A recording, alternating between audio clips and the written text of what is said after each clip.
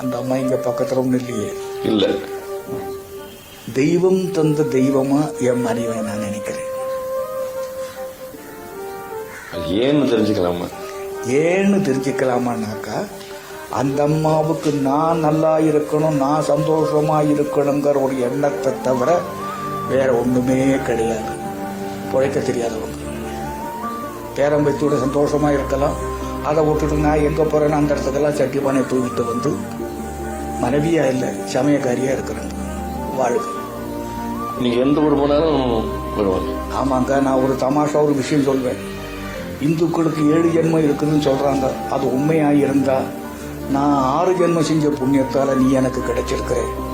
அதே சமயத்துல நீ 6 ஜென்மம் செஞ்ச பாவத்தால நான் உனக்கு கிடைச்சிருக்கேன்னு சொல்லுவேன்.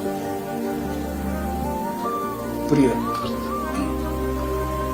நான் நல்லா இருக்கிறேன், சந்தோஷமா இருக்கிறேன். எந்த இதை பத்தி நான் சிந்தனை பண்றது கிடையாது. நான் ஒரு அசிங்கமான வெஜிடேரியன். அது இலை புல்லு தான் என்னுடைய மெயின் ஆகாரம். என்ன? இலை புல்லு. இலை புல்லு, அதாவது வெள்ளை போட்டு சாப்பிட மாட்டேன், பட்டை சோம்பு போட்டதை சாப்பிட மாட்டேன், ஐஸ்கிரீம் சாப்பிட மாட்டேன், ஓவல் குடிக்க மாட்டேன், கேக் சாப்பிட மாட்டேன். இப்படி ஒரு வாழ முடியாத ஒரு லெவல்ல.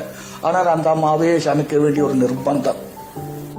ஹோட்டல்ல போனாலும் நாங்க சமைச்சு தான் சாப்பிடுறோம். அது முதல்ல இருந்தே நீங்க அப்படிதானா? இல்ல, நான் தான் சொன்னேன், 12 வயசுலயே பால் மோர் நெய்யெல்லாம் சாப்பிடாம இருந்தேன். இந்த இது அதாவது மாத்தினுடைய ரத்தத்தில் தானே வருது அப்படின்னு. ஆனா எல்லாரும் வெஜிடேரியன் ஆக கூடாதுன்னு நினைக்கிறவன் நான். ஏன்னா எல்லாமே பாலைவனமா போயிடும்.